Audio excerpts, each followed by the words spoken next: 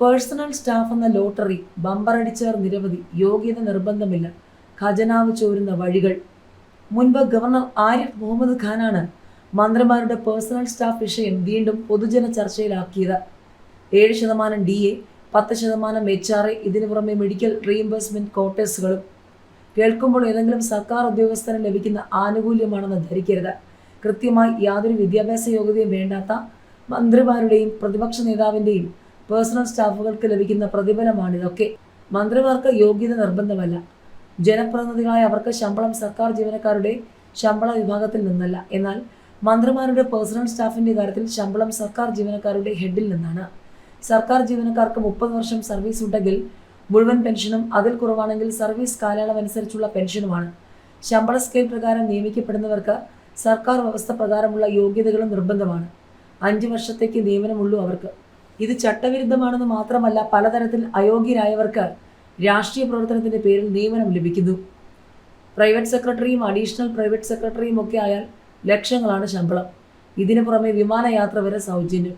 Personal സ്റ്റാഫുകളിലെ bumper പ്രൈസാണ് private secretary, additional private secretary, special private secretary എന്നീ പോസ്റ്റുകൾ.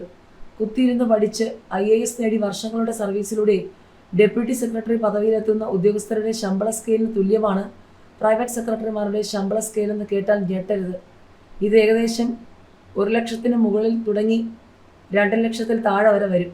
ഏറ്റവും കുറവ് വേതനം ലഭിക്കുന്നത് പാചകക്കാരനാണ്. പരമാവധി 50,200 രൂപ വരെ. 70,000 രൂപയ്ക്ക് മുകളിൽ ശമ്പളം ലഭിക്കുന്നവർക്ക് യാത്രയ്ക്ക് ഫസ്റ്റ് ക്ലാസ് ട്രെയിൻ ടിക്കറ്റ് നിരക്കാണ് DI ലഭിക്കുക. 77,000 മുകളിലാണെങ്കിൽ വിമാന ടിക്കറ്റ് നിരക്കും ക്ലെയിം ചെയ്യാം. മുഖ്യമന്ത്രിയും പ്രതിപക്ഷ നേതാവിനുമുള്ള സ്റ്റാഫുകൾ, ഇവരെ നിയമിക്കുന്നത് സർക്കാർ ഏജൻസിയോ റിക്രൂട്ട്മെന്റ് സംവിധാനമോ അല്ല. യോഗ്യതകൾ നോക്കാതെയുള്ള എല്ലാ രാഷ്ട്രീയ നിയമനം. മന്ത്രിമാരുടെ പേഴ്സണൽ സ്റ്റാഫിൻ്റെ പെൻഷനും പിടിവീണു. കുറഞ്ഞ സർവീസ് കാലാവധി 4 വർഷമാക്കി. മന്ത്രിമാരുടെ പേഴ്സണൽ സ്റ്റാഫിന് ഇനി മുതൽ പെൻഷന് 4 വർഷം സർവീസ് നിർബന്ധമാക്കി. നിലവിൽ 2 വർഷം സർവീസ് ഉണ്ടെങ്കിൽ അർഹതയുണ്ടായിരുന്നു.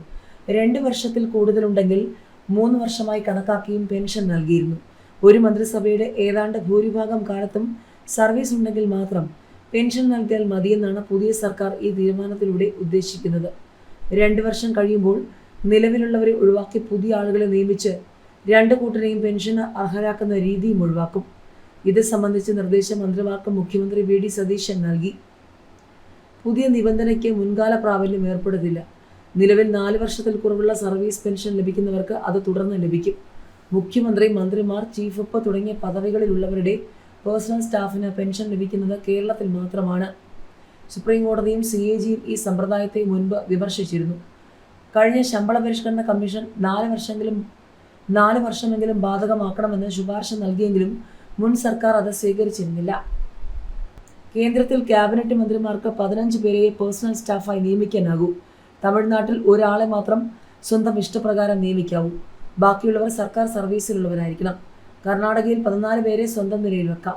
കേരളത്തിൽ 25 പേരെ പേഴ്സണൽ സ്റ്റാഫാക്കാം. അതിൽ 17 പേരെ സ്വന്തം ഇഷ്ടപ്രകാരം നിയമിക്കാം. മിനിമം പെൻഷനായി 4,750 രൂപയെങ്കിലും നിലവിൽ ലഭിക്കും. ഏതാണ്ട് 400ഓളം പേർ വിവിധ മന്ത്രിമാരുടെ പേഴ്സണൽ സ്റ്റാഫിൽ രാഷ്ട്രീയപരമായി നിയമിക്കപ്പെടാറുണ്ട്. ചെറുപ്രായത്തിൽ പേഴ്സണൽ സ്റ്റാഫിൽ അംഗമാവുകയും ജീവിതകാലം മുഴുവനും പെൻഷന് അർഹത നേടുകയും ചെയ്യുന്നതാണ് ഈ സമ്പ്രദായം പൊതുസമൂഹത്തിൽ വിമർശിക്കപ്പെടാൻ കാരണം.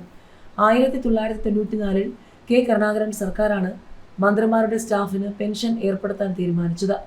1982 മുതൽ മുൻകാല പ്രാബല്യവും നൽകിയിരുന്നു.